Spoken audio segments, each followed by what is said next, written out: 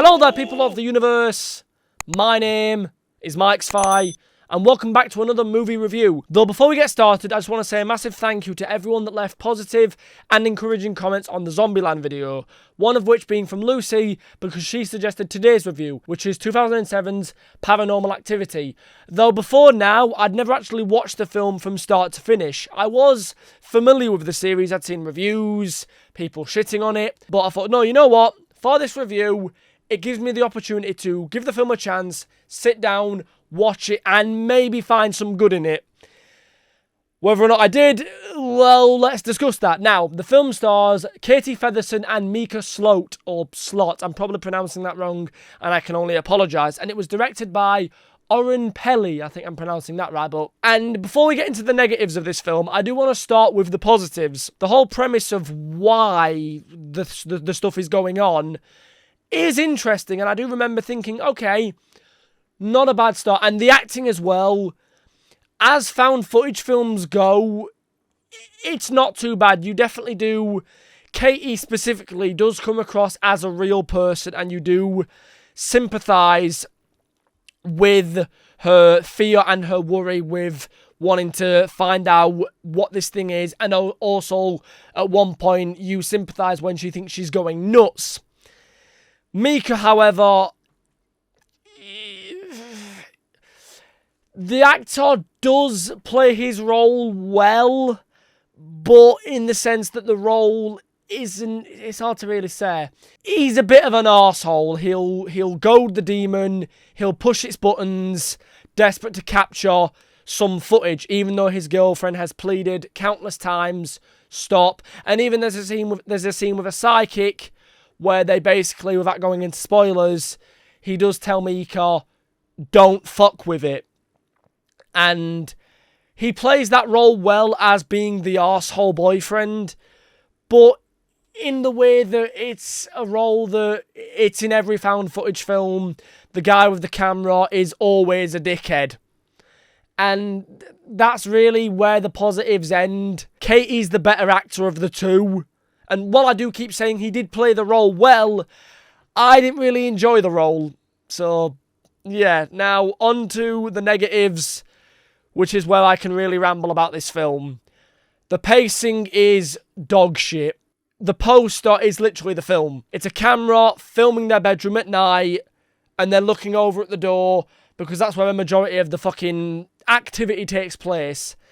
And it's very weird for a horror film, because mostly with horror films, specifically I want to mention Smile, a film that I have problems with, but the praise I'll give is there was a moment where the tension and the fear was building so much that I turned the film down, turned my light on, leaned back and took one headphone off because I was that on the edge of my seat. Whereas with Paranormal Activity, I was begging for a scare. Honestly, the pacing is awful. And the scares, when they do happen, they're not good, they're not well executed. They're just loud sounds that will only get you because you've been exposed to extended periods of silence. If that makes sense, where when it's silent, a loud bang would make anybody jump because you're so used to hearing nothing that when there's a sudden sound, it's going to get you. Does that make sense? Outside of that, they're lazy, they're predictable. It's the kind of jump scare where it's filming an empty room, it'll pan away, pan back, still nothing, pan away again, and then pan back, and of course, there's something there. That's not an example of the film, that's an example of those type of scares, where it's calling your bluff, but doing it in a way where eventually you call the film's bluff. Now, moving on to a part of the reviews I'm going to be doing moving forward called Spoiler Talk. This was recommended by Ash in the Zombieland video, where he praised me for basically reviewing the film for someone who's never seen it, but as someone who had saw it, he wanted me to go into detail about spoilers. So, go to this timestamp if you want to avoid spoilers. For those of you little legends who are still here, well, I say legends, but with this film, maybe not. The thing that really irritates me with this film, most of all, going back to what I said about Mika taunting the demon, I'm going to go into spoilers about the psychic thing that I mentioned briefly. The psychic comes over, talks about it, gets an understanding, he very quickly realises this isn't a ghost because they're spirits of dead people. This is a demon, a malevolent entity that only exists to be a bit of a dickhead. And he warns them, don't encourage it, don't goad it, don't push its buttons, don't film it, don't get a Ouija board, call this friend of mine, a colleague, a demonologist, and until you can get a hold of him, just ignore it because it feeds on negative energy. Following this, Katie says that night, I'm going to call him tomorrow, and Mika's like, no, don't, this is ridiculous now, this is silly. And it's like, he's just taking the piss. And he even says, I'm going to buy a Ouija board because maybe it wants to communicate. And Katie pleads with him, makes him promise not to get one. So what does he do? He fucking gets one. But his excuse is, oh no, I promised I wouldn't buy one. I borrowed it. And it's like, my guy, you knew full fucking well what she meant. And I know we're already in spoiler talk, but this is a bigger spoiler. Come the end, when she gets possessed, throws him at his fucking camera, and I think she stabbed him. It's weirdly satisfying seeing the prick die. Because it's like, I get being skeptical, but when you've seen evidence and you're like, okay, this shit's real. And then further than that, I get that he's trying to defend his girlfriend by talking shit to the demon, but when, one, you don't know if it is there, two, you do believe it's there, but you still can't see it, and then three, you believe it's there, you still don't know what it's capable of, how strong it is, what it can do. You think it can just make loud bangs or throw keys on the floor. Like, you still wouldn't push it.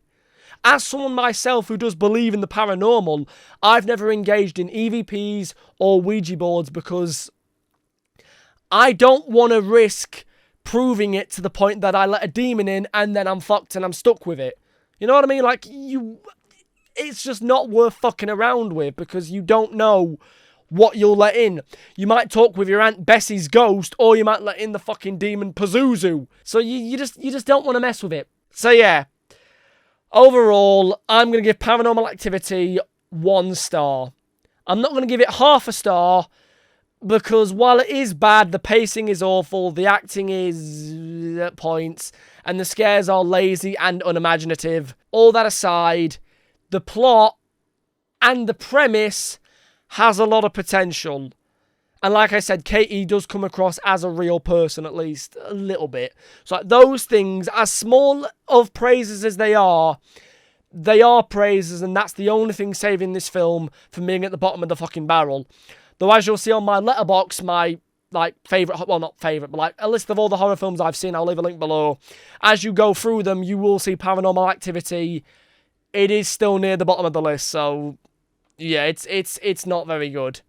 So with that in mind, as we wrap up, if you guys want to see me review 2, 3, 4, the marked ones, the Ghost Dimension, Next of Kin, let me know in the comments. I don't really want to watch them. Ghost Dimension is the best one in the series, but that's not a hard task to achieve. But if you guys want to see me go through all of them, I will consider it. Maybe it'll be entertaining. Maybe it'll be a waste of time. Who fucking knows? But yeah, thank you guys for watching. Take care, be kind, be good to one another, and I'll see you soon. Bye. I'm a living legend. You ain't heard yet, you not get the message. From the moment that I'm stepping in, I get a couple weapons. Yeah, I turn to a beast when I'm rapping. I'm a living legend.